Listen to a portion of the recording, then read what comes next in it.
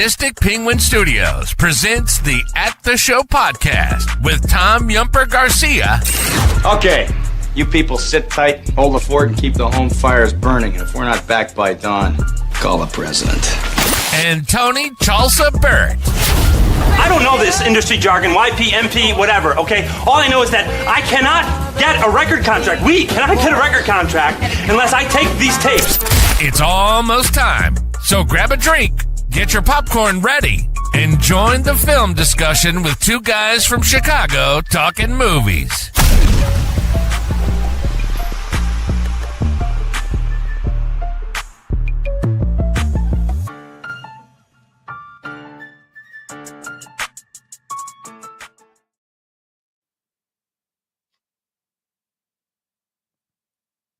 Hello, and welcome to another episode of the At the Show podcast. I'm one of your co-hosts, Tom Yumper Garcia, and I'm with my other co-host, Tony, the Sugar Baggy Burt. How you doing, Mr. Burt?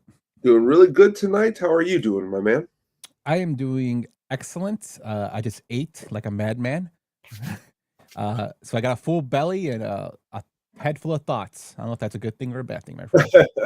Well, I can't wait to unleash, well, at least the thoughts tonight.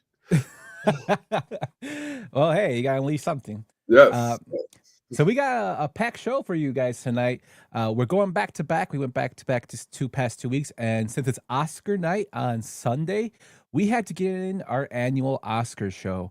We're gonna go in through a few categories and give our predictions, talk some films, give us the Sugar Baggy soundtrack pick of the week, and talk some rumors that's been going on in the movie industry that I found interesting. Tone, man, this has been a crazy week. The good thing is nobody that we love and beloved has passed in the movie industry. It seems like every week we have a show, somebody has died. That's a good thing. But yeah, man, it's Oscar week, always a big time, especially around my household. I know around your household. When did you really get into the Oscars?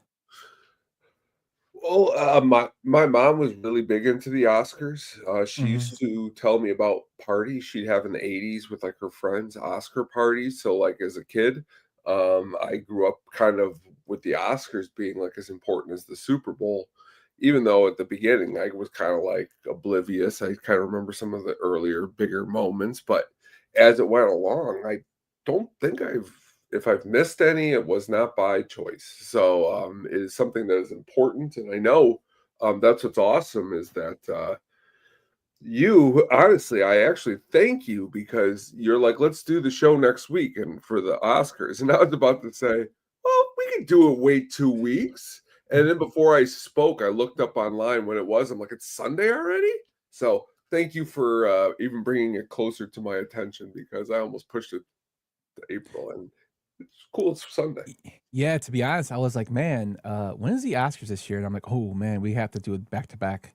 So I'm like, can we do that back to back?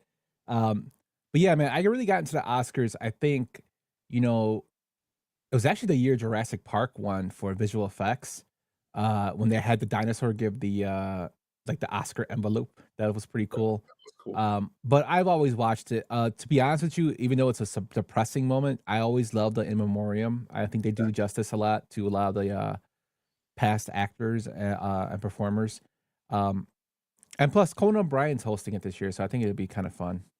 Big Conan O'Brien fan, and I think he stated that they got something really big planned for Rob Reiner in that in memoriam section, so it should be good. Yeah. But with that, Tom, let's just go into our first segment, my man. Let's go into what we've been watching this past week, my friend. All right.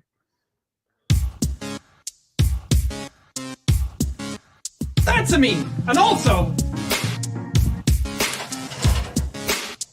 what were you just watching?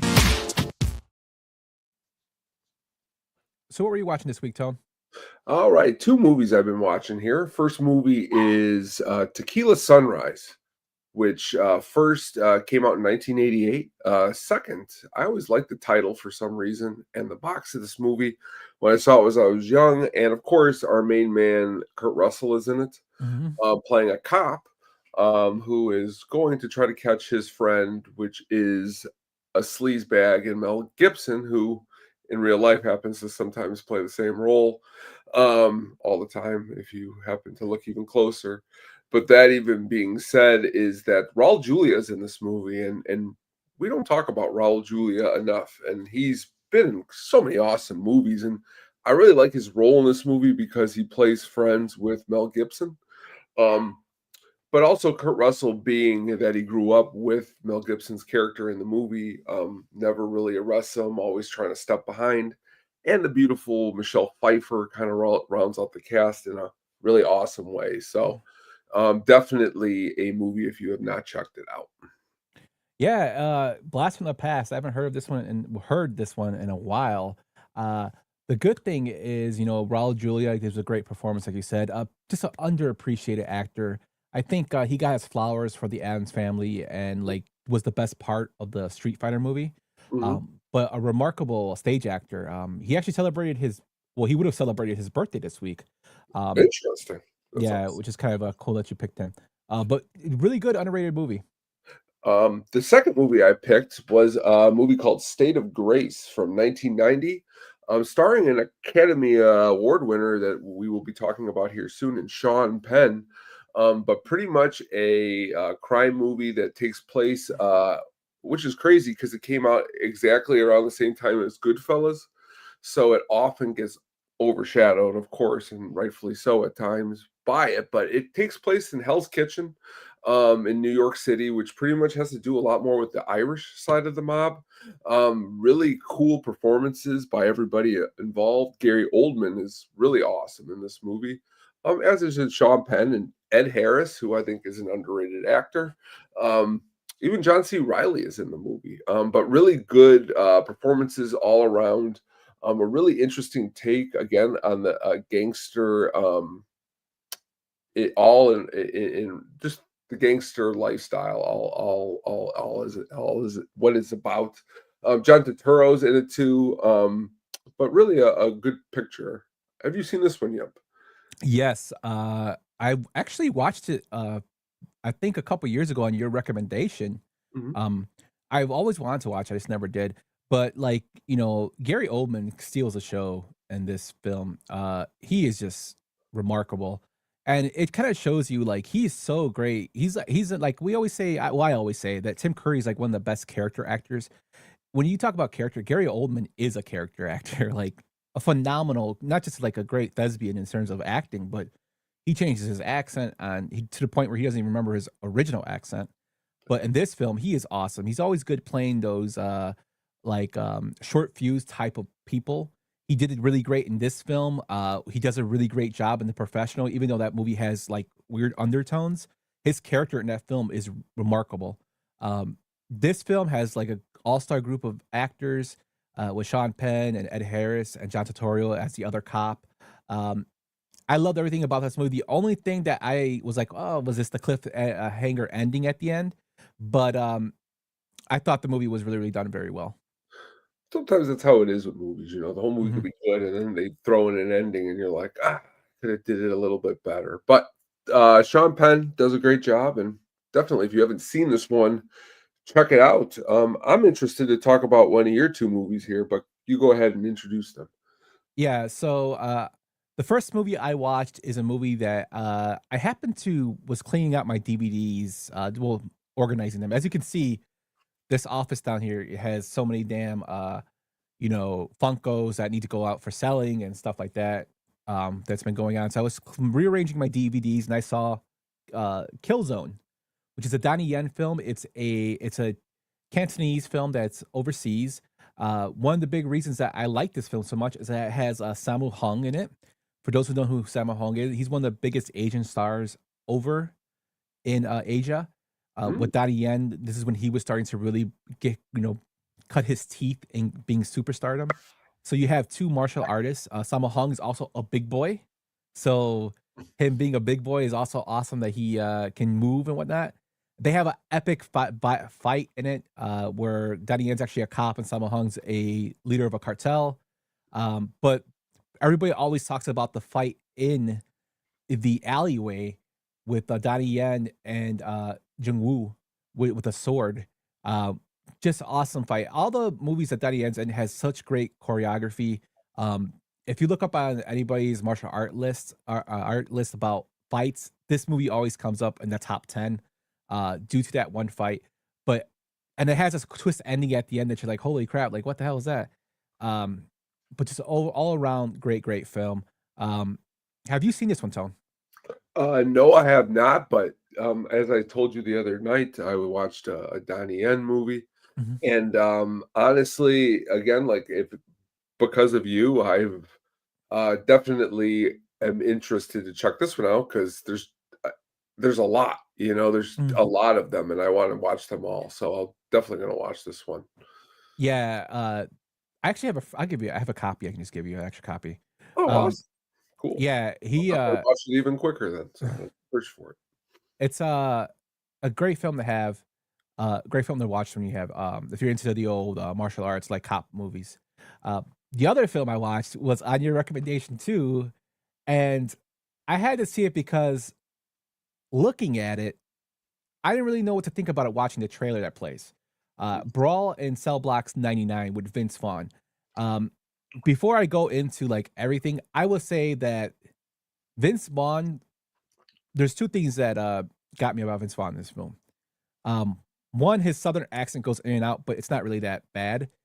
But I love his character, but I hate the fact they gave him this cross in the back of his head. It's the stupidest damn thing. Like, you know what I mean? It's just so stupid. Besides that, this movie is balls to the wall. Like, I love this movie. Uh, it starts off kind of slow, and then it basically goes on a roller coaster ride of him having to do something to save his family while in jail, and it just progressively getting worse and worse. I wrote a opinion on Letterbox for this, and it really reminded me of Dante's Inferno, or Divine Comedy, because you damned if you do and damned if you don't kind of mentality he had to do.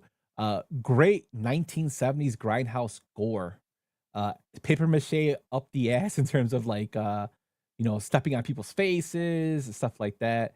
And Vince Vaughn actually looked the part besides that stupid thing in the back of his head. He put on a lot of muscle. I loved the movie, the way the movie went, and it wasn't a lot of big name people in it, but I enjoyed it. Also, you got my man from Miami Vice in there as well, as the warden. Oh yeah. But what'd you think of it, Tom? Definitely, as you stated, everything was I would agree with. I always wanted it if we owned a movie theater. I thought it would be good back to back with Shot Caller. Mm. Got a really cool vibe that, and you had absolutely every right when I first told you about it. When you're like, I don't know, Vince Vaughn, because what are you going to think? He's been playing this kind of goofy character in movies for such a long time, but he does a great job.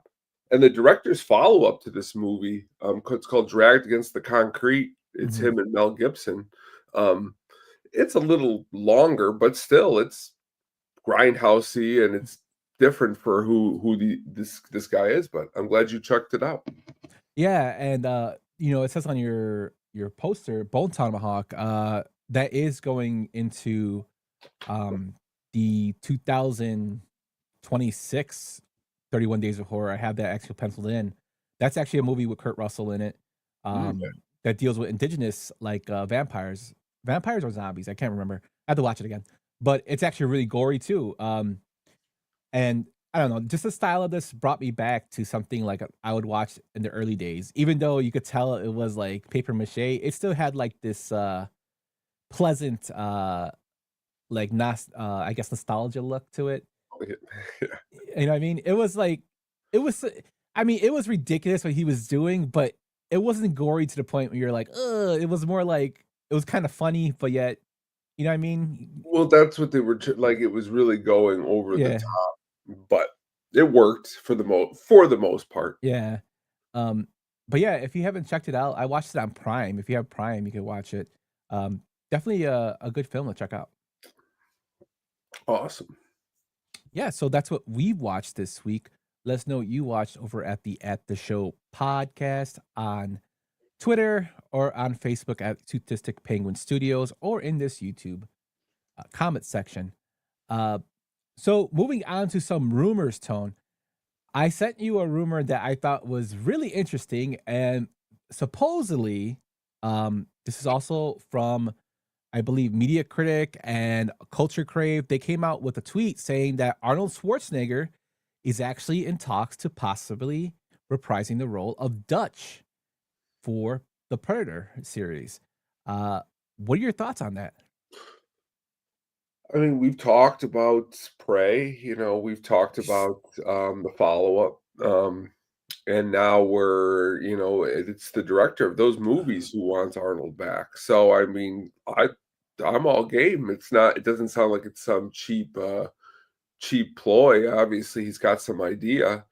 Um, Real quick before we go back to this, I'm worried more of Arnold being in a new Conan the Barbarian movie because they also said that and Mhm. a Commando. So I don't know about those two, but you could definitely pencil me in for this one if the director of Prey's involved. Commando, I don't know what he would be doing, but I know the Conan film. I think he's actually going to be the dad of the new Conan. Okay, that could make sense. I just hope Um, he's not like the main guy out there moving the sword around. so when a couple years ago, I don't know if you remember, they came out with this game called Predator Badlands, Mhm. or Plague Battlegrounds or something like that. Well, the Badlands is the movie. And it wasn't really a great game, but you basically like play against soldiers against the Predator or vice versa. You were a Predator that killed the soldiers. Um, there was unlockables, I guess, in this game. I never played it, but I did watch the unlockables, and it was actually Arnold actually recorded voiceover, like tapes that you would find as Dutch, and basically it turns out that from that nuclear blast from the Predator at the end, when we see him all covered with the ash, it actually made him de-age. Really? So he didn't really age as quickly. I think he was in his 90s and felt like he was in his early 60s, still pumping iron and whatnot. It caused his like age rate to, regress a little bit. So that was kind of cool. If they do something like that where he's like tied in, I would be really interested in it. I just don't want to. I love the fact that they have the Predator's like point of view. If somehow he's in there as a prisoner to his mom, the Predator main character's mom, that'd be kind of cool. Um, but we just gotta see how they do with it. I mean, it's crazy that all this stuff is coming out about them wanting to bring him back, and then you have Sylvester Stallone going on Twitter and Instagram saying he's producing a new Rambo. The early years, he's not going to beat Rambo, but he's producing it, You're right. and I'm like, why didn't they just do that before? But then again, wasn't Rambo 2 kind of like the prequel? Well, they're always trying to just get more. He's trying to stretch the buck. And Mhm. honestly, in Arnold's case with Predator, that's a good thing. In Rambo's case, the last movie he made as Rambo, it was really it was it wasn't the best. So like I wouldn't give him in charge of much of anything. Like if it was some new guy coming along trying to reboot the series, the problem is I think I mean not Arnold, Sly, like he's a very big control. He likes a lot of Mhm. control, which is Arnold seems a little bit more willing to work with other people. So that's why Arnold's I think had always a little bit better of a career. I could be wrong on that reason. uh, yeah, I kind of agree with that. And looking at like their movies going forward, like you have Arnold in the Expendables. He's still trying to do a lot of the crazy stuff. Uh, like I'm not Arnold. Sly in the Expendables. Arnold kind of he still plays that action hero, but he plays it kind of more his age, like The Last Stand when he played a old sheriff, and then in Sabotage when he was the old time That's an awesome movie. yeah, that is a really good movie. Like Command Leader, he Yeah. still showed that he was an older dude, um, which I think is like good to his charm because I mean he's fit the most 78-year-old men. But also he's 78, you know what I mean? He's not I don't wanna ever see Arnold do the, Robert De Niro stomp, from, The Irishman, you know? No, you don't. You don't want to see that I don't stuff. wanna see Arnold in de-aging. I wanna see Arnold as Arnold. Yeah, Yeah. yeah. That makes the most sense for him. He's always he's been very good with his career choices for the most part. So we'll hopefully I have trust in that in him and his team. So and with a good director, like you said, and Mhm. it'll be good. Yeah, man, just some crazy, rumors that the 2 big blockbuster, action stars of our lifetime have come out and want to do something else, which I thought was Yeah, pretty crazy. Um, yeah. but with that tone, that's the news and rumors section. Let's see you have anything that you would like to talk about. Not too much. All I was going to say, really, which I found ridiculous, is parents. There's a lot of parents who are in an uproar over this new movie that came out this past weekend called Hoppers. Have you heard of this new movie with? It's got. It's like, oh, I think they're beavers or wood. I think they're beavers, is what they are, or woodchucks, or there's something along those lines.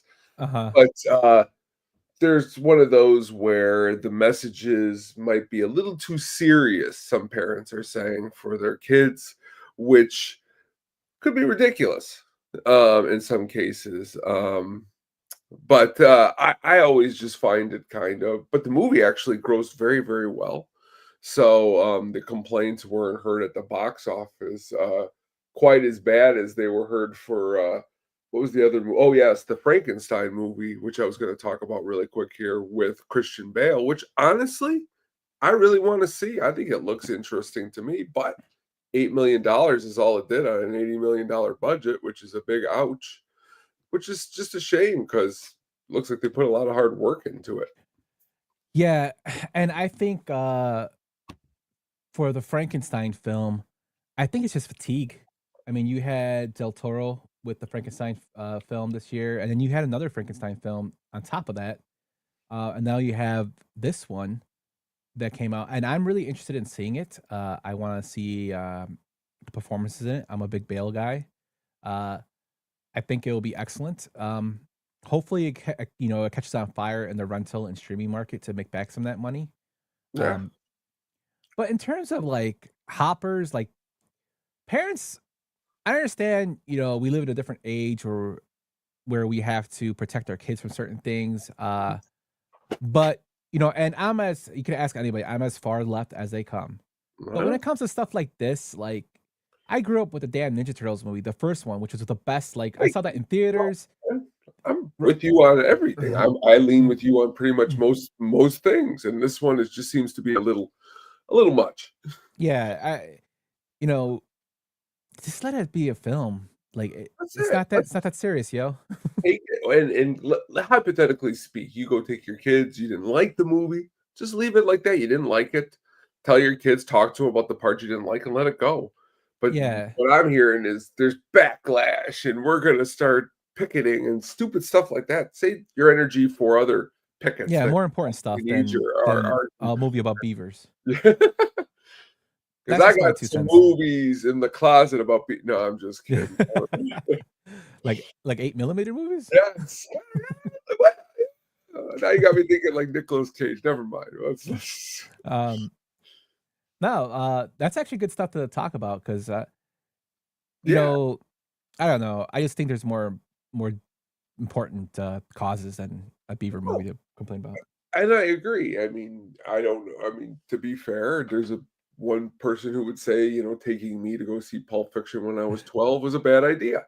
And then there's other people that say I wouldn't be doing the show with you if I wasn't taking to go see Pulp Fiction when I was 12 because I wouldn't have loved movies as much as I did. I didn't go to movies to try to find. That's what's weird.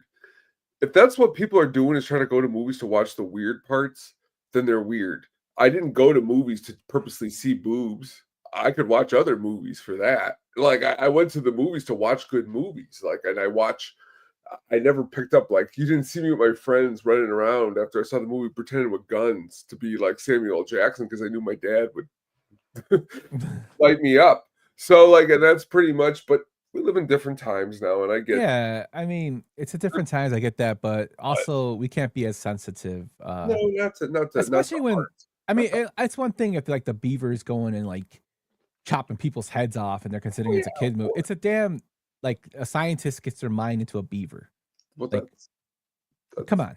can't change your mind. That's bad. I guess I don't know. I know. Be better, people. Yeah, I just thought it was hilarious. Yeah, I have not heard that, but knowing if I had, I would have texted you. I'm like, this is some BS. I know. I was just maybe jumping ahead when you do. Don't get too mad now because I've liked the blow. No, but that's our news and rumors section. Tone, let's just get this rolling, man. Let's go into our first Oscar category, my guy. Let's go. So we're gonna start off with the writing original screenplay, where the nominees are Blue Moon, written by Robert Kaplow. I Was Just an Accident, written by Jafar Panaki. Script collaborators on that were Nadar Savar, Shamir Rastin, and Mehdi, I can't say, Mahadaman, I think I say. Marty Supreme, written by Ronald Bronston and Josh Saldi. Sentimental Value, written by Eskel Voigt and Jacqueline Tears. And Sinners, written by Ryan Coogler. Tone, first of all, these films, screenplay just goes into a dialogue and how the film comes together. So I thought all these films were excellent. I actually got to see all these films for Oscar season. Marty Supreme, I thought watching it was a film that was just going to be kind of boring because it's about ping pong. I actually enjoyed it a lot. Sentimental Value, another film that I enjoyed. Sinners, of course, we both enjoyed. This is a hard pick for me, man. What do you think about this? Again, as you stated, all the picks are really, really good. It's when it comes to writing, it's a hard category to pick because generally, if the movie is being nominated, it's an excellent written film. So, and back to Marty Supreme, I'm a big fan of Uncut Gems. It had those same vibes because it had the same guy directing it. But I really, man, it's a tough call. Sentimental Value was really good, like you said, and so is Blue Moon. Honestly, for this one, I'm gonna go. I really like Sinners. I'm gonna go Sinners for this one, because it's just my style of movie. I'm just gonna say that it's a really excellently written movie. And it's just not to say they're not against Blue Moon because it was only written by one person, but something to me is always magical when a movie's just written by one person, directed by one person. There's a lot of effort that goes into that. And to get it to go this far, it's pretty impressive.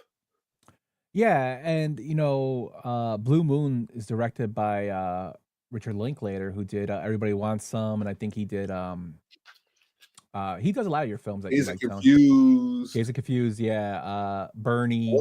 Yeah, what's the one that we talked about before? You talked about it. It's with Robert Downey Jr. It's kind of Scanner Darkly. Scanner Darkly. Good one. Yeah, real good one. That's a excellent film about the opening night of Oklahoma, and Broadway musicals. To be honest with you, it's tough for me because I really like it's the last three. The last actually. Marty Supreme, Sinners, and It Was Just an Accident, which is a foreign film, and it's about Iranian prisoners. I loved all three of them. My goodness, Marty Supreme. I would have to go. See, I didn't. I wanted to do this live on the show to see what I would go with, and I'm probably gonna have to go with Sinners because I really enjoyed that film. So I will equal your enthusiasm on that. But It Was Just an Accident was excellent, and so was Marty Supreme. Very, very close seconds for me. Well, yeah, I mean, this is always a hard thing to go back and try to pick because, like I said, they're all really good movies for all what they're worth. This is the first time I'm actually just going to go with my heart. Generally, I'm going to try to pick what I think is somebody else is going to pick, but I like Sinners, and I think it actually has a good chance just by coincidence of winning. I'm curious to see how it does on Sunday, just on its own. Yeah, so am I. It's been nominated for the most Oscars, 16 in history. So, moving on, my guy. Now we're going to the adapted screenplay. Bergonia, screenplay by Will Tracy. Frankenstein, written for the screen by Guillermo del Toro. Hamnet, by Chloe Zhao and Maggie O'Farrell. One Battle After Another by Paul Thomas Anderson. And Train Dreams, screenplay by Clint Bentley and Greg Kuda. Is that how you say his name? Kuda? Yeah, we'll say that. Kuda or Queda. I'm sorry, Greg. I know you won't listen, but I'm sorry. For this one, it was actually more simpler for me. I had to go with Hamnet. I thought Chloe Zhao was very, very good directing, and I thought the film was very, very well done. Uh, Close second for me will probably be One Battle After Another. But for this one, I'm going Hamnet. What about you? You know, I'm gonna go Begonia. Um, Ooh. and I'm not really. I'll be honest with you. I'm not a the biggest Yorgos fan of his films. I think sometimes, and I love weird. Sometimes there's just something about them. But this movie, I'm a really big fan of what's his name's dialogue. Jesse Plemons' dialogue in this movie. Mhm. Um, I think it's could be the best out of everybody's out of all these movies. I just think it was a really good performance, and then the way the whole movie wraps up was really good. But as you stated, um, these other movies are no slouches. I mean, of course, One Battle After Another is really awesome. Hamnet is really, really good. I liked Frankenstein. I really, you know what I like in there is I like what's his name, Oscar Isaac. Oh I like yeah, how man. much he hams it up. I like a good hammed up performance, and he does a good job in that. But it's just always a tough pick, like we just said, and just because of how weird the movie is and how hard weird can be to transcribe into script, I'll go that route tonight. Yeah, I mean, you to be honest with you, you really can't go wrong with the pick here. And like Brian says, he totally agrees with you for Plemons as an ace. He is. The crazy thing is, I am not really a big Shakespeare fan. I didn't like the Leonardo DiCaprio remake of Romeo and Juliet. I'm just not a huge thing of Shakespeare. I think I discussed this with Cotton on our last episode, Frame for Frame. It's just something I'm not really into. Um, but I watched this film because one, I always say I joke, Shakespeare, he probably wasn't a real guy. Everybody doesn't know he existed or not. But I just thought it was done very, very well. It's about the life with his wife. And I thought it was way better than that Shakespeare in Love film that got won the Oscar over Saving Private Ryan. And I thought Chloe Zhao did a very, very good job. I thought One Battle After Another was excellent. Begonia is a very good film as well, with a crazy message in it. Train Dreams, another film that doesn't even get taken about a lot. uh, yeah, I prefer my Shakespeare to be loose interpretations. Oh, is my favorite. um, but yeah, I mean, you can't go wrong with whatever one you pick here. So, you got Begonia, I got Hamnet. Let's see who comes out on Sunday. Yeah, it's going to be very interesting to see in this one because everybody's got a different thing. But that Hamnet, though, you're right. It's a very interesting story, and very interesting as the way it was adapted into writing in the screenplay. Yeah, crazy stuff. Let's move on to our next one, my friend. Now we have your specialty, your little specialty, music, original score. The nominees are Jess Jerkin Fedix for Begonia, Alextra Desplat for Frankenstein, Max Ritchie's for Hamnet, Johnny Greenwood for One Battle After Another, and Ludwig Göransson for Sinners. Tone, take this one away, my man. I am gonna go with because I'm a big fan of his band and his band's work and his work in this movie here. He did a really good job. Is One Battle After Another, Johnny Greenwood. I think he does a phenomenal job. It's really tough though because I really want to also go with Sinners. And I wouldn't be going wrong if I went with Begonia either. And of course, Frankenstein had a good. It's really again, this is a really tough category. Johnny Greenwood, though, I'll always go back to his of the blood. There Will Be Blood. He did a really good score in that, and he works really well with Paul Thomas Anderson. So hopefully he can get some gold here. What are you doing? Yeah, so Ludwig Göransson, I love a lot of stuff he does. He was in Oppenheimer. He did Oppenheimer with Christopher Nolan. He did that soundtrack, that score, which I really, really liked. He did Creed 2, which I really, really liked, as well as the Venom movie was actually had a pretty decent score for not a great film, but Yeah. it had a good score. And he did Tenet, which is some consider Christopher Nolan's worst film. Um, I like his stuff. I did like how he did Sinners. He's more of a funk, like techno kind of guy. But he did like the Sinners kind of like a blues, rock and roll kind of stuff in the 1920s. He did a Um, great job. but Johnny Greenwood was just awesome in One Battle After Another.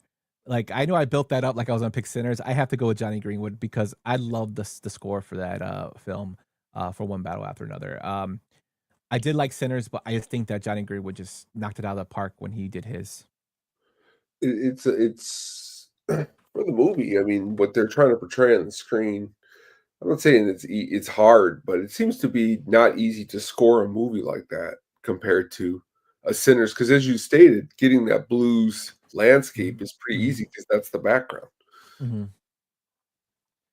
Yeah, and I'm not gonna say his last name, but Ludwig, he like I said, his stuff is mostly in kind of like techno funk kind of stuff, which I thought he did an excellent job in Sinners. It was totally like something that he's not Right? that it was kind of a different side of him has shown.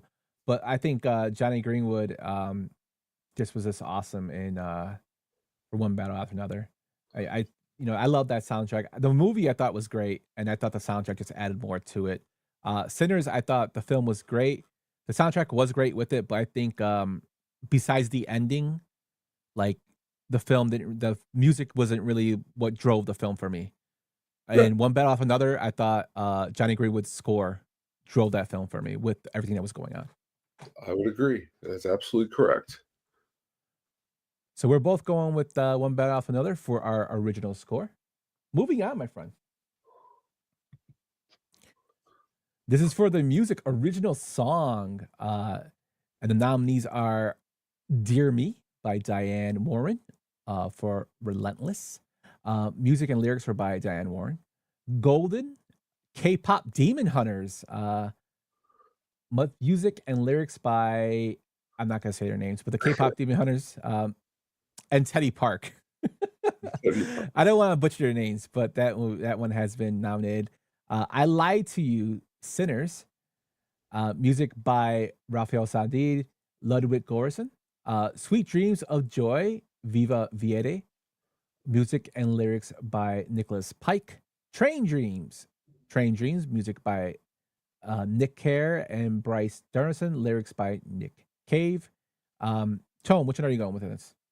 I'm gonna go with. Ooh, this is a tough one, and if I'll go with for my daughter's sake, I'm gonna go with the K-pop Demon Hunters. Uh, What I want to win is Sinners. I think though K-pop Demon Hunters might win, but we're gonna have to say.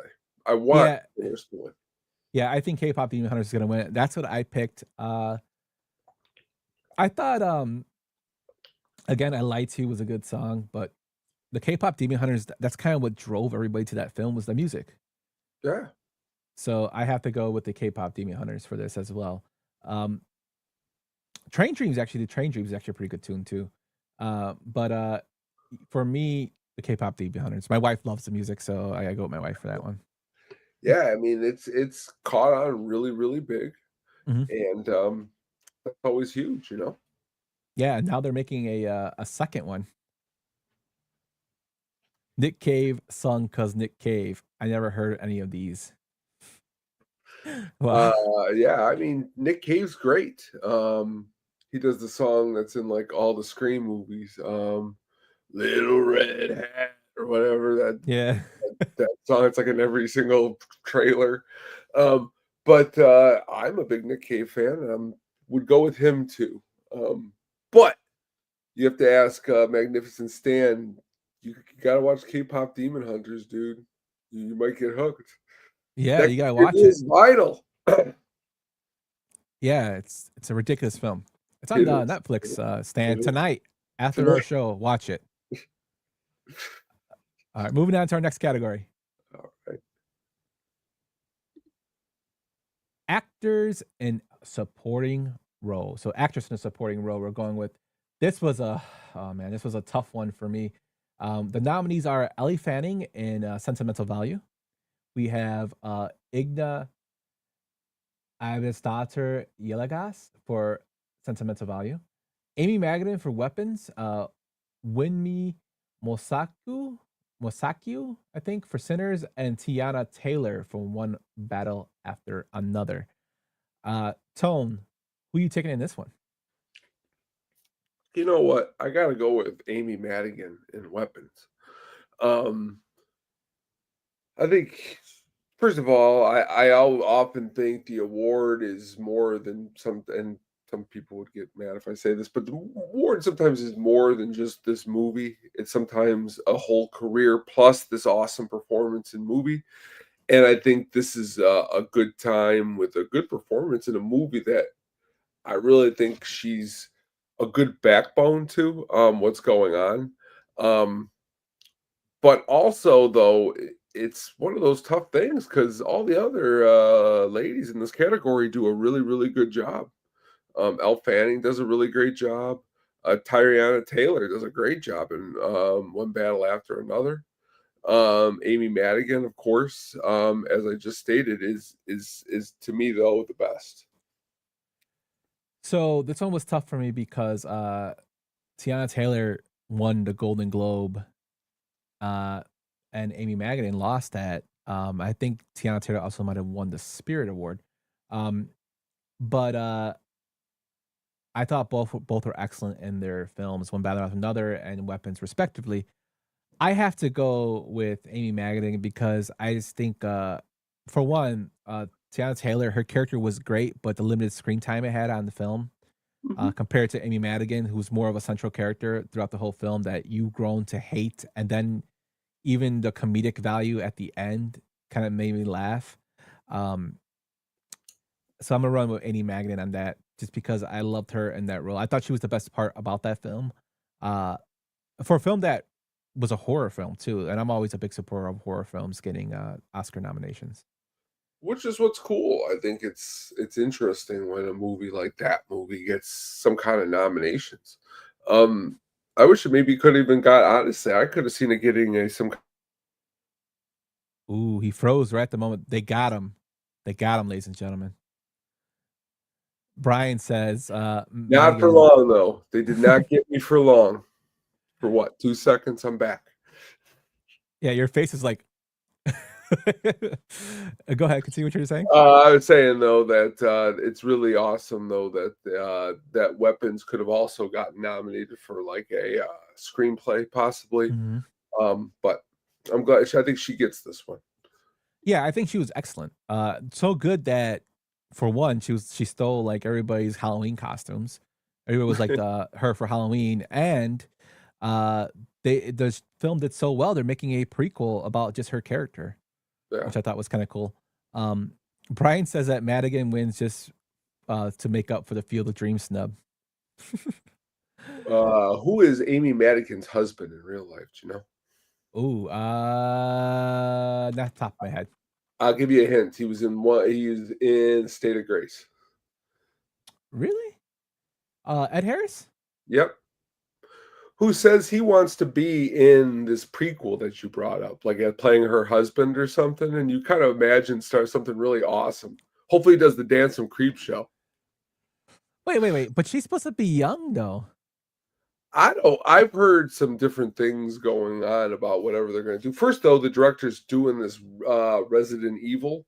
And so when they talk about these movies and stuff, until they actually hit the production floor, that's when, you're like, okay, it's gonna happen. So, we'll wait and see. I mean, I could get behind it if it's if it's not too far behind the Weapons. If it's like within the past 5 years, it'll make sense. But if it's like her being super young, be like the 10 years that whatever led up to wherever she was staying with them or something like that. Okay. I'm not. Again, if she wins, they probably go through with it next week. If she loses, that's how Hollywood works sometimes. Yeah, that's how it works. But moving on, my friend. So we have an actor in a supporting role. Again, this is filled with a bunch of heavy hitters here. We have Benicio del Toro for One Battle After Another. We have Jacob Elordi for Frankenstein. We have Delroy Lindo for Sinners. We have Sean Penn for One Battle After Another. And then we have Stellan Skarsgård for Sentimental Value. I can start this one off, Tone. I was so happy that Delroy Lindo got nominated for a Oscar. The man has had such a long career, and he's finally getting his flowers. I thought he was excellent in this film. Unfortunately for him, he's going up against a performance I thought was just magnificent. Even though I love Delroy Lindo, and he is an up and coming star according to TMZ, but he was excellent in it. I have to go with my guy Benicio del Toro on this because his character in One Battle After Another was just phenomenal, comedic, great timing. He gives you that Del Toro kind of weirdness with it, and it'll be nice for him to again be accommodated for his acting ability since Traffic. Yeah, great performance. Tough. Delroy Lindo should have got nominated for Get Shorty. He was great. Oh yes, he was really in it. Just to play the opposite, because I think he did a great job, I'm going to go with Sean Penn. Because Sean Penn pays probably the biggest jag I've seen in a long time in film history. Like, the way he gets it at the end, you couldn't be happier for a character meeting his demise in the way he does. And I'm a big fan of, like, bad guys. That's my thing. And it's tough because, honestly, if you told me who do I like more, I love Benicio. Benicio, if he won, I would be equally as happy because Benicio's great. Benicio's like, I know you're going to hate when I use this comparison, but he's like Roy Hobbs, man. He just steps right in and hits a home run every single time. Jesus. I know. I'm sorry. I apologize.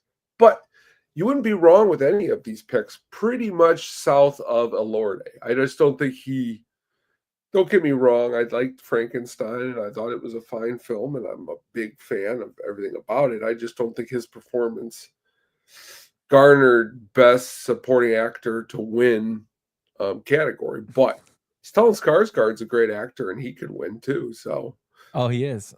It's kind of funny that two of the actors nominated were in the Avengers films. That's funny too. But yes, answering a question in the chat, have I ever seen Delroy Lindo play Satchel Paige? Yeah, that's one of the films I watched him in where he played Satchel Paige. And there was Josh Gibson and Jackie Robinson with the grandpa from not the grandpa, but Max from Lost Boys, he's the grandpa from Gilmore Girls. He's also in there. He plays Branch Rickey. Bernard Herrmann, I think is that. Yeah. That's actually a great film. Oh, he wasn't Overboard. That's a great film that was on HBO. I always watched that, and Conspiracy was always on HBO. I've never seen that. I have to see that one. Yeah, I forget the name of it, but he was excellent in that film. Also, I know him as the leader of the BGA, Bonafide from Blood In, Blood Out. There you go. But he's done. He was in Romeo Must Die with Jet Li, man. Yeah, not the grandpa, the head vampire, Max. Max. But yeah, man, I seen that film. But I get what you're saying about Sean Penn. He was great in that film. I just give the edge a little bit to the Benicio. I think, to be honest, just my personal thing, I guess, Sean Penn being that powerhouse actor, he gets his flowers all the time. So I kind of want Benicio to win. But if either of them win, I won't be upset. That's true. Yeah. Well, Miklo. And see. The funny thing about that Miklo Verga from Damien Chapa is he's been playing that same role for the past like 30 years in different movies. He's never left it. Oh man. It's so funny because you talk about the movie all the time, and we were 12 years old, and my buddy's mom let us pick a movie out at the movie store, and that's what we picked. Oh my and she god. let us sit there and watch it at 12 years old. And honestly, the movie ended, and we looked at each other, and I said, "That movie was awesome." And that's all I remember. And then the movie stuck in my head forever. So it's cool that you like the movie too. That Yeah. should have been nominated. Damn it! It was directed by an Oscar-winning director, Yeah, that is true. Taylor That's true. Hackford. Yeah. Except when he played Ken in Street Fighter. He was excellent as Ken in Street Fighter. What are you talking about? Moving on, my friend. For actress in a leading role, the nominees are Jessie Buckley for Hamnet, Rose Byrne for If I Had Legs, I'd Kick You, Kate Hudson for Song Sung Blue, Renette Renisiv, I hope I said her name right, for Sentimental Value, and Emma Stone for Begonia. Who you got in this one, Tone? I just recently watched this movie and I actually enjoyed it. It's on HBO Max. If I Had Legs, I'd Kick You. Um, I'm gonna go with Rose Byrne, and also because she's married to my main man, Bobby Cannavale, who is just awesome as Gyp Rossi in Boardwalk Empire. But back to these category, it's a tough one because I loved Emma Stone and Begonia. I also Kate Hudson. She does a good job in Song Sung Blue. Hamnet, as you said, which is on Peacock right now, is really good. But I'm going to go with Rose Byrne, just because I like Rose Byrne. Yeah, and I pronounced the name Brian. So I thought I was going to throw a curveball because I was actually going to go with her. I love that film. If I Had Legs, I Kick You. Well, it's a kind of a crazy film, but I thought her performance was excellent. Mhm. I thought she knocked it out of the park. I remember her from being in, you know, Get 'Em to the Greek as Jackie O. She's more of a comedic person. She's also in, I think, the with the movies they keep making the damn Insidious Paper? movies. Is it Oh yeah, Insidious? Yeah, Insidious movies. Yeah, she's in Insidious. Also, she's in the X-Men. She plays one of the character FBI agent in the beginning, the first one, X-Men First there's Class. that one movie where she's Seth Rogen's wife, Neighbors. Yeah, She's in those movies. Yeah, yeah. She for a person to step out of character and do such a great job she did for this film, I thought she was excellent in it. And of course, she, being married to Bobby Cannavale, it also doesn't hurt. well, He's actually in Bobby Cannavale, is in that new series. It's a horrible series though. What's it called? Scarpetta. Katie, Um, me and Katie watched the first episode last night. It's oh, not the best. Yeah. see, the reason I know about it is because my mom. There's two things you'll know about my mom. One, she loves horror. The second thing, anything with like English or Irish. She's always wanted to go to London. That's like her thing. She'll watch any show relating to it. And she kind of got into Scarpetta by reading the books about Scarpetta. Ooh. So she wanted to check it out. And she always tells me, she'll watch the episode, and it's so bad, the show. Like, and she'll just say it's bad. But she's like that. She goes, Bobby Cannavale is the best actor in the show, and as Pete Marino. And she's Yeah. like, he's the best. She goes, he's the closest character in the book. Like, she goes, he does him excellent. Everybody else sucks. And I'm like, well, why do you watch this? She's like, because I read the books. And That's I'm what like, actually Katie now that thank you for letting me know because I could let Katie know because she really wants to read the books. So if your Mhm. mom likes the books a lot, I'll tell Katie and she's definitely gonna read the books. And then she can see from that the characters are different from Jamie Lee Curtis plays.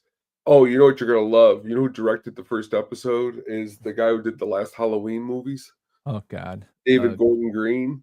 Yeah, that's probably why it blows. Well, there you go. But it's Um, Bobby, so that's why I watched the and first. Nicole Kidman's in it. I'm like, what? You have like an It's all-star, not like, them, it's the script, and honestly, Amazon has this problem with where their shows, the filming of it, it looks like plastic. I don't know. I don't like the film lens that they're using, so it makes it even look worse. yeah. The one thing I don't like is the going back and forth from the past to the present. Well, that's bad too. That's a I really bad in idea. a book, it's good because it kind of gives you backstory, and a book is also longer length. I mean, in terms of building up what you want to build, but Well, cheesy I in don't the know. show too. They Yeah, use it's Bobby very cheesy. Cannavale's son. His son is like the flashback him. It's cheesy. That part's cheesy, but Yeah. again, Brandy should talk to my mom if she's obsessed with English nonsense. Dude, like my mom watches and stuff on Prime or Netflix, and I get recommendations from like English films, and it's ridiculous.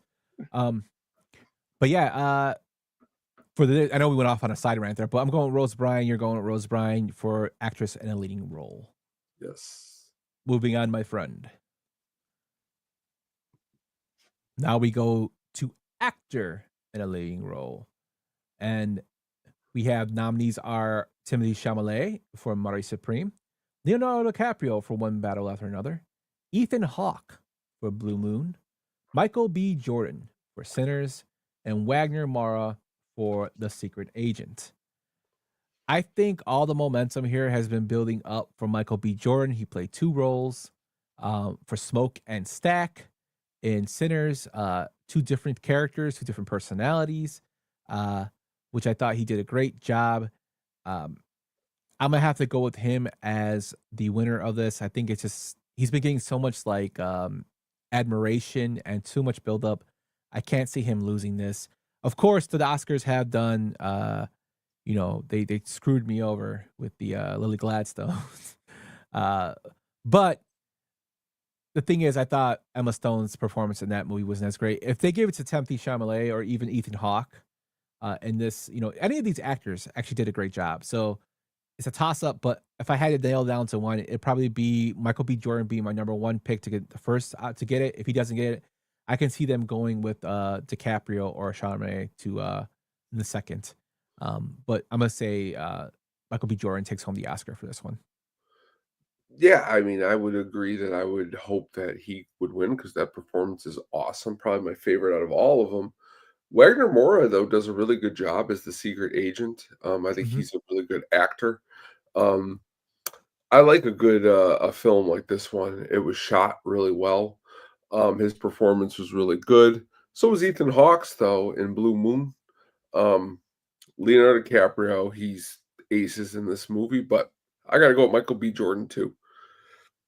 Yeah, and I love that Ethan Hawke is kind of having like a resurrection of his career.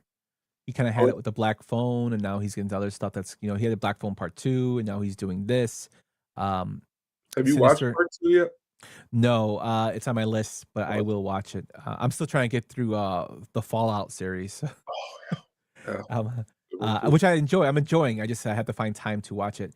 But yeah, I'm definitely gonna check out the Black Phone too. That's actually on my list to watch. Next movie to watch. Um, but yeah, I'm glad all these actors deserve it. I just think that the momentum and a lot of the buzz is behind Michael B. Jordan for this, and if he wins, that'd be awesome. Yeah, I mean, he that role isn't. It's never easy to play dual roles at all like that, and to have it filmed and not look stupid is even harder. So very, very admirable. So I hope he wins. Before we move on, Timothy Chalamet. I don't know if you heard the news this week. He kind of shot himself in the foot on his tour of the Oscars because he made a really disparaging comment about the opera, which upset the whole entire opera, including like Nathan Lane came out and really made some negative comments about Timothy Chalamet.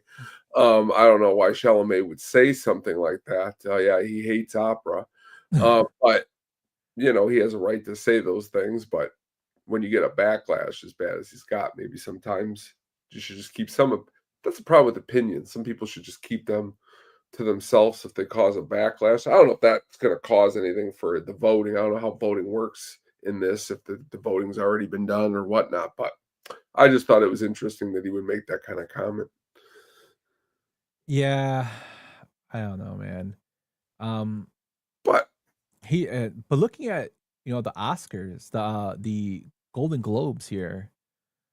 First of all, Chalamet he's probably his decision making is probably skewed because he's dating a Jenner. But looking I'm, at like the best performance by a male actor in a motion picture for drama, Wagner Moura actually took home the Oscar over Oscar Isaac, Michael B. Jordan, Jeremy Allen White, Dwayne Johnson, Joe Egerton for Train Dreams, which is Shut up. crazy. And Rose Byrne actually won for musical or comedy, which is crazy. Chalamet won for Best Actor in a Musical or Comedy. Tiana Taylor, of course, won for the Golden Globe, which was surprising to me, but happy. And then for any motion picture, Stellan Skarsgård won over Del Toro and Penn. Interesting. Yep, crazy stuff, man. Yeah, I don't know. You can't. I'm not a big fan of opera, but you can't. Like opera has such influence in society. It's, you know what I mean, the sad clown. Tony Soprano was a lover of the sad clown. You know? No, he's not gonna turn to Shia LaBeouf. He's not gonna fight people on Bourbon Street. That guy. Shia LaBeouf. Go from holes to fighting people on the street. Yeah. So he put a dent in there. Hopefully Michael B. Jordan comes through. We'll see. Yeah. Our next one, my friend. Oh, we got directing here. The nominees are Chloe Zhao for Hamnet. We have Marty Supreme director Josh Safdie, Paul Thomas Anderson for One Battle After Another, Joachim Trier for Sentimental Value, and Ryan Coogler for Sinners. Who you got in this one? Ooh, this is really, really, really, really, really, really tough. I mean, to me, it comes down to, for me, it's going to be Paul Thomas Anderson versus Ryan Coogler.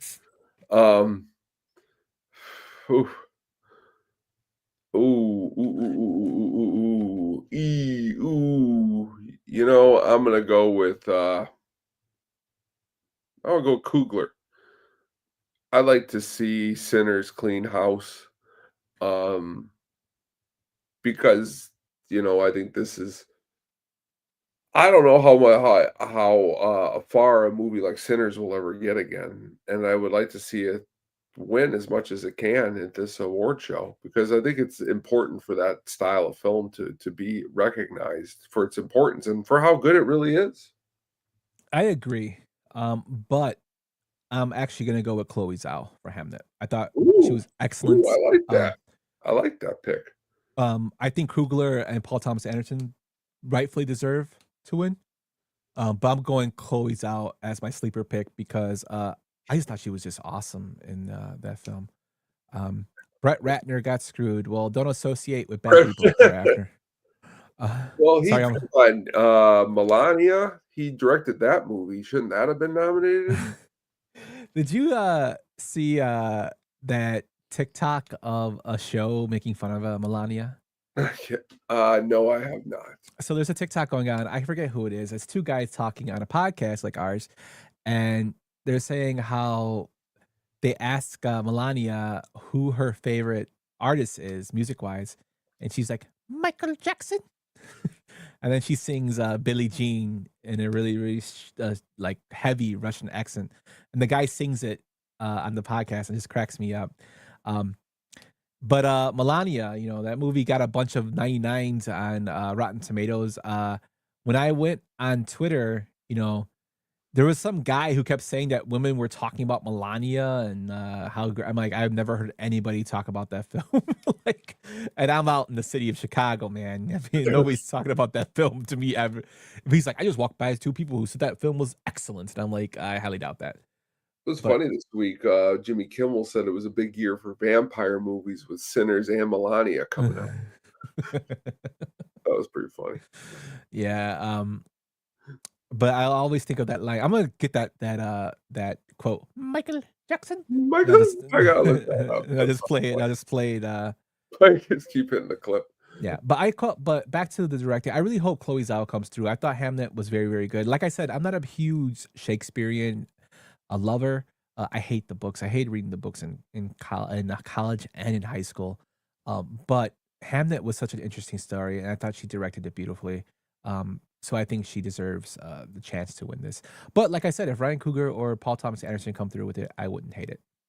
Yeah, I mean, I like your pick because I'm always for something new and fresh for a good, excellent movie, and, just the story of Hamnet itself is worth it, and she did a really good job at portraying that on the screen. Maloney says, "I'm sorry, I'm late. Please start Oh, over." let's go. All right, let's start over Rewind. now. Like the Ace Ventura when he moving on to our next category. And this is the creme de la creme, I guess. The best picture. Let's hope that Warren Betty isn't doing the announcement and doesn't get it wrong. Uh, Nominees are Begonia, Ed Guinea and Andrew Lowe, Yorgos Lanthimos, Emma Stone, and Lars Knudsen as producers. F1, Chad Oben, Brad Pitt, Didi Gardner, Jeremy Kleiner, Joseph Kosinski, and Jeremy Bruckheimer as producers. Frankenstein, where Guillermo del Toro, James Maldale, and Scott Stuber as producers. Hamnet as Lisa Marshall, Pippa Harris, Nicholas Gonda, Steven Spielberg, and Sam Mendes. Marty Supreme, Eli Bush, Ronald Bronston, Josh Safdie, Anthony Katkagas, and Timothy Chalamet as producers. One Battle After Another. Adam Somner, Sarah Murphy, and Paul Thomas Anderson. The Secret Agent, Ismail Leclerc for producer. I hope I said that correctly. Sentimental Value, Maria Echold and Andrea Bernstein Ottomer as producers. Sinners, Zinzi Kugler, Sev Anahan, and Ryan Coogler as producers. And Train Dreams for Marissa McMahon, Teddy Schwartzman, Will Janowitz, Ashley Schaeffler, and Michael Hemler for producers. Jesus Christ, those names are ridiculous. I can never do voiceover for the Oscars because I would destroy people's names. For me, this film comes down to two. This Best Picture comes down to two films. One is the Paul Thomas Anderson One Battle After Another, and the other is Sinners. Reason being, both films had so much momentum going into the year. Both films had very strong performances at the box office, not alone the streaming. So they have a lot. Both films are really, really good in their own way, dealt with different subjects. You know me, I'm always gonna lean the horror way, and I'm going Sinners because I love the fact that a horror film can win Best Picture. But both films were excellent, so it's a toss up. If you really want, if we either of them win, I wouldn't be upset. But I'm going with Sinners for this one. Wins if I was just like, a movie I think was the best of the year? F1. Not nominated for any other category, and you just pick it here. Which, not a bad movie, but that won't be my pick.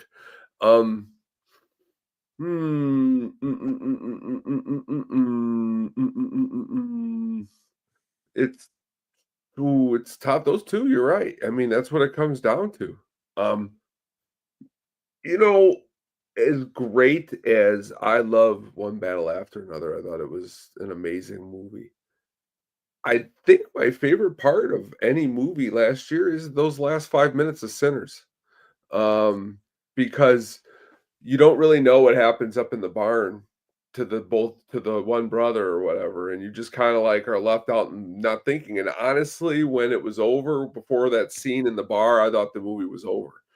And to see that scene to kinda, like, have that kinda closure, I really, really like that a lot. And honestly, the movie itself, I thought, was filmed great. I thought the acting, I think Delroy Lindo deserves a lot. I don't think he's gonna win, but he could and should in his own right, but he should win here, and everybody should win for this film. Yeah. As Maloney says, One Battle was my favorite film. I think Sinners are going to take it. I would hope Sinners would take it, but again, if we want to go back and play, devil's advocate and look at the Golden Globes, and usually people say the Golden Globes is kind of like a precursor. Hamnet won for drama, beating out Sinners. Yeah. And One Battle After Another won for musical or comedy, beating out Mari Supreme, Blue Moon, Begonia. Those films. I don't even see F1 on here. Did it even get Isn't that the nominated? second one? after Begonia, F1, Chad No, I don't see Begonia. it in the best musical or comedy. I don't see it there. I don't even see it in the Oh, best. you mean on your? Oh, you're talking about. I thought you meant at the Oscars here. I'm like, don't No, take that one away from me. no, I'm talking about the Oscar. No, I'm talking about the Golden Globes. I'm sorry, I was No, confused. no, F1 wasn't. That's when they started expanding this category. They threw in a couple like throw-ins in there. Yeah, and it kind of takes away. See, and the thing is, the reason people were so upset about this was about the best pictures having such limited nominees was because they refused to acknowledge a animated film or a Marvel film. I'm not saying those films deserve some of those films deserve it, but you know you have to, like I say, it's kind of like the Scorsese saying, that's not cinema. I think anything that's on a big screen is cinema that you get Yeah. people to go watch. And that was, made from like a person made it, thought of their mind and put to a screen. And that's what most people, these actors want to do. Like my favorite B movie actor, Bruce Campbell, talks about, him and Sam Raimi, when they got Evil Dead to show at their theater, that was the biggest thing in their lives. That was what they wanted, just to have it shown in their hometown theater. That's cinema, man. That's all about making movies. Is like that's what people that go through the hard work and do all these things get. The whole thing is to show their artwork and their love to people, you That know. is true. And I think the Oscars kind of takes the wind out of that by just throwing films up there just because it's got big names in it, like Brad Pitt. And was F1 a bad film? No, it wasn't a bad film. Does it deserve to be nominated for an Oscar and not be nominated for anything else, especially best picture? I don't think so. No, I mean, in even last year there was a really good. I really liked the Wild Robot Mhm. on best. I think animated feature.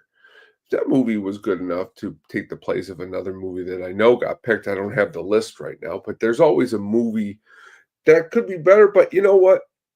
That's what a lot of this is for these picks. I guess is there's a lot of politicking. And I could imagine that, the F1 creators did their best to get their movie picked, and they must have did really, really well. Oh, of course, there's a lot of politics. I mean, that's how Shakespeare in Love got chosen over Saving Private Ryan because of Well, Weinstein's. that's well, what great men. Yeah, I mean, shitty people, Yeah. but you know, I'm going hoping Sinners takes it. We'll see. Yeah. So that's our Oscar picks. This is a shorter show than we usually do, but I kind of like these smaller shows because it gets us more to talk about. Um, I'm going to admit with you, this is the first show I ever did without notes. Uh, Great job.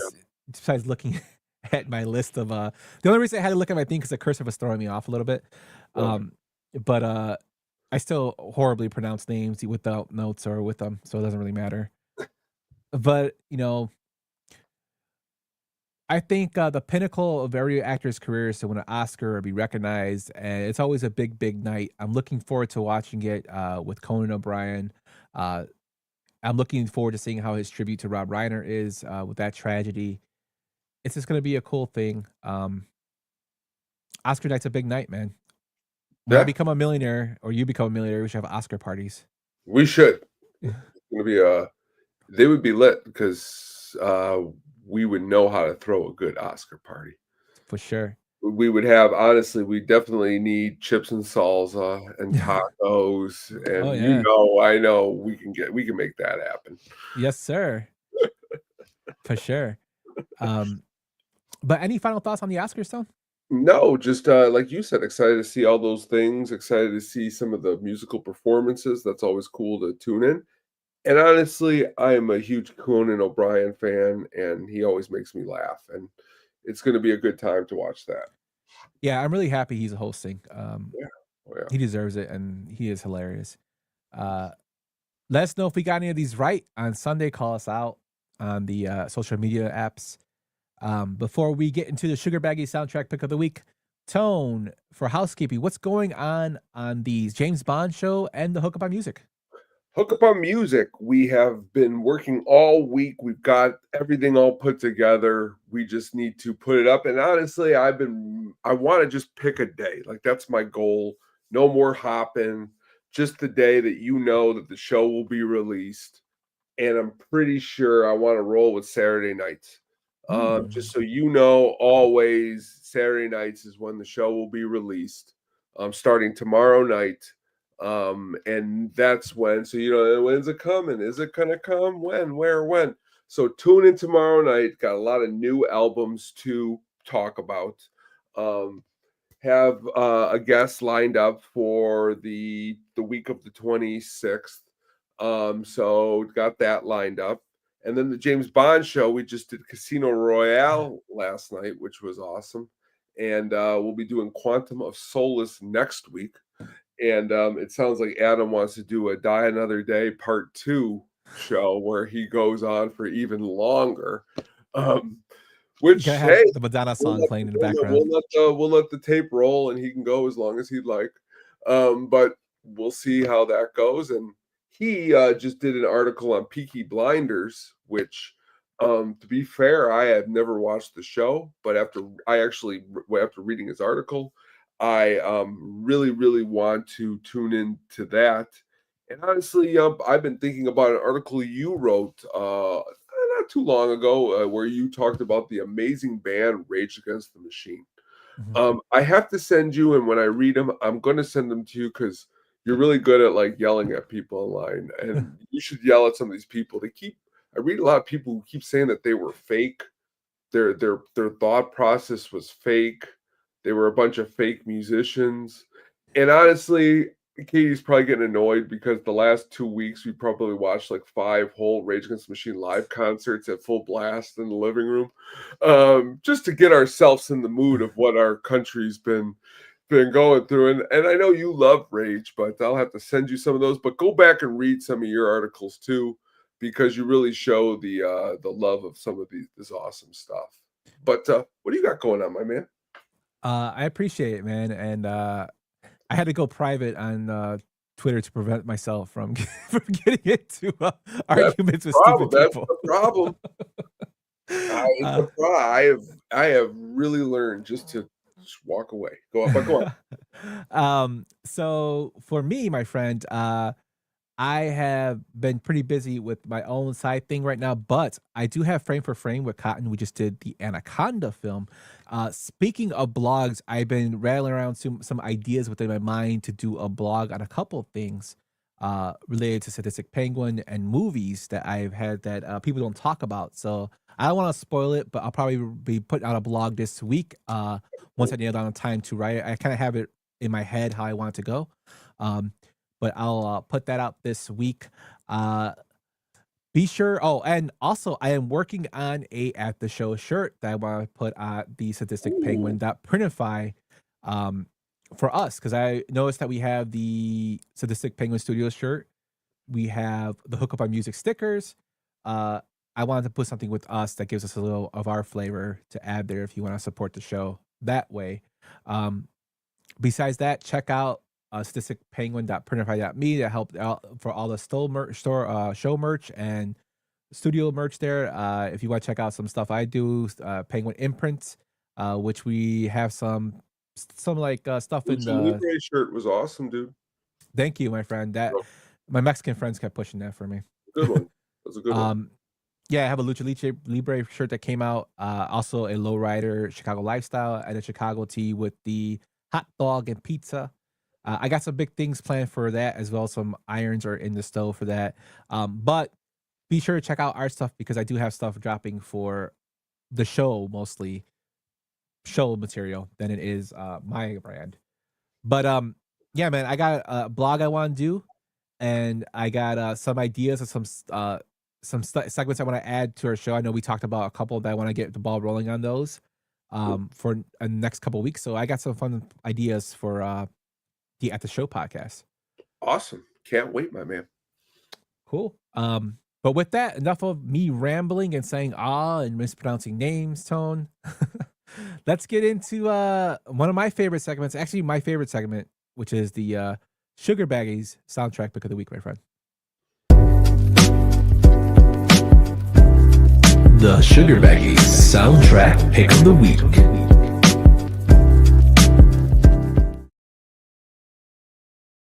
Tonight, in honor of the Oscars, we're going to go. This could be a little bit of a versus here. Two soundtracks from 1975 and 1977. Both won for the soundtrack at the Oscars. And the movies were Star Wars and Jaws. Which one are you going to roll with here tonight? Oh, you think is more iconic, and which one do you enjoy more? Would they be the same answer? Well, they're both by the same guy. Yeah, well, that's what's crazy. I'm going Jaws. You know what? I don't like the Star Wars soundtrack. Neither do I. But I didn't want to fight you here tonight. I didn't want you to be like Star Wars, and I was like, you didn't make a good choice, but you made a good choice here tonight. I know that's blasphemy. Filoni's probably like, "Oh, this guy's a douche," but I love Jaws, man. I thought Star Wars, it's iconic, the sound, but Jaws just puts me in the feels, of that horror, that anticipation of something bad's gonna happen, and it goes so well with the shark. Like John Williams outdid himself in that one. Which is hilarious because I'll be even really honest with you. I was so not paying attention when I put this together that you went, they're the same guy. And I went, shit, they are the same guy. I really overthought this one to the point where I didn't even think of who did each song. But you're right. And Jaws coming, honestly, just at I can't say that because Star Wars also, both movies were a big chance that was taken to see. Like neither film was a sure success when it was being made. So both movies, John Williams really, honestly, that shows his talent, was that he put together iconic scores pretty much with the back against his wall. But I go with Jaws because, even today at school, I snuck in the Saturday Night Live sketch Land Shark, where they still use the Jaws theme. I mean, the Jaws theme is, I know Star Wars is iconic, but every beach, everyone every year does the Jaws theme. They have to at least 1,000 times. Yeah, yeah. Because it's fun and it's funny. I mean, Star Wars again is iconic, but there's a lot more to Star Wars theme than I think Jaws. Jaws is pretty cut and dry what people do, but that could just be my opinion too. No, and I agree. I mean, Jaws is summer blockbuster. And Star Wars made $1 billion franchise. Don't get me wrong. You know what I mean? Yeah. Well, yeah. It's just, to me, Star Wars is iconic, but Jaws is just, when it comes to like soundtrack or like a score that put me in the feels, it's always gonna be Jaws, because Jaws just played more into it.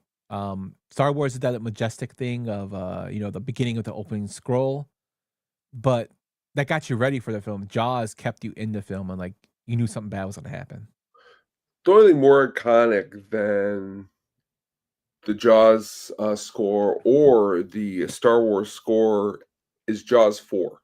No, just What was Jaws like in Back to the Future? Like Jaws 8, he's bigger and back and meaner. Like comes through this. Yeah, he eats them. But yeah, man, I gotta go with Jaws on this one. Yeah, good pick. Well, thank you for answering. Yes, sir.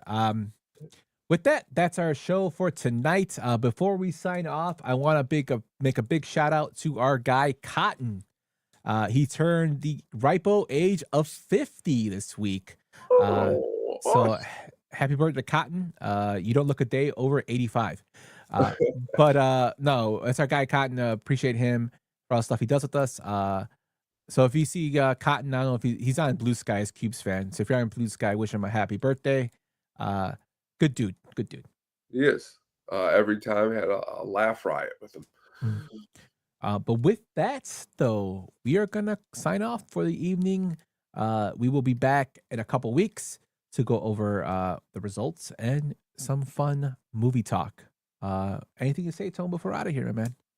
Before we roll out, I forgot to say too, I believe he said here before we go here, hold on, it is going to be the 24th Magnificent Stan will be back with It's Getting Drafty in here. Nice. After you tune in, I believe Mailman Jack will be on there talking about side ones of albums. Ooh. So that should be interesting. Please tune in. And with that, that's what we got. And with that, have a good night. Thanks for listening, watching, and chatting along. Good night. See you next time. Thanks for listening to the At the Show podcast, a Sadistic Penguin Studios production. Game over, man. It's game over. What the fuck are we gonna do now? What are we gonna do? Maybe we could build a fire, sing a couple of songs, huh? Why don't we try that?